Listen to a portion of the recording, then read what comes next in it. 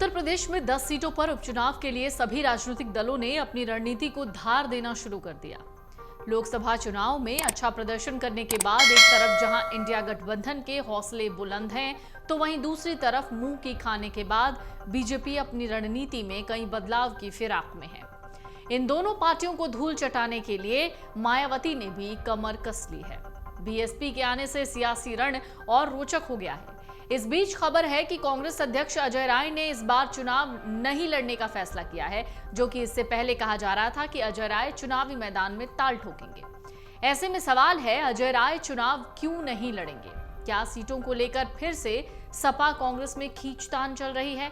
क्या है कांग्रेस की डिमांड? क्या किसी मजबूरी की वजह से अजय राय चुनाव लड़ने से मना कर रहे हैं?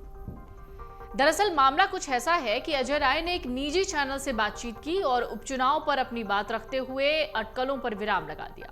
उन्होंने उपचुनाव लड़ने की खबरों का खंडन किया। उन्होंने साफ तौर पर कहा वो उपचुनाव नहीं लड़ेंगे, बल्कि पार्टी के लिए इस चुनाव में पूरी जिम्मेदारी के साथ लगे रहेंगे।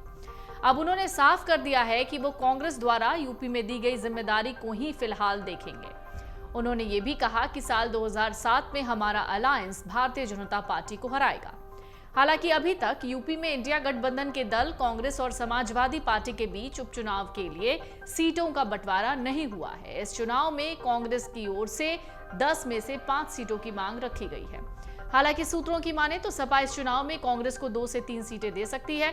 दूसरी ओर एनडीए गठबंधन में भी सीटों का बंटवारा नहीं हुआ है, लेकिन आरएलडी ने इस चुनाव में बीजेपी के सामने 3 सीटों की मांग रखी है, जबकि 1 सीट मिलना तय माना जा रहा है। दूसरी ओर सुभाषपा प्रमुख और योगी सरकार के मंत्री ओम प्रकाश राजभर ने स्पष्ट कर दिया कि उनकी पार्टी ये चुनाव नहीं लड़ेगी और वो एनडीए के प्रत्याशियों को जिताने के लिए काम करेंगे।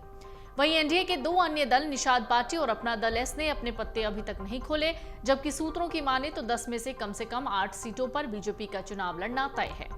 हालांकि अभी चुनाव का ऐलान नहीं हुआ है। माना जा रहा है 5 राज्यों में होने वाले विधानसभा चुनाव के साथ ही ये उपचुनाव भी हो सकता है। तो लोकसभा चुनाव में उत्तर प्रदेश में बीजेपी के बेहद खराब प्रदर्शन के बाद इंडिया गठबंधन के हौसले बुलंद हैं। ये विधानसभा के उपचुनाव में भी बीजेपी और उसके सहयोगी दलों को हराने की तैयारी में जुटी हुई है।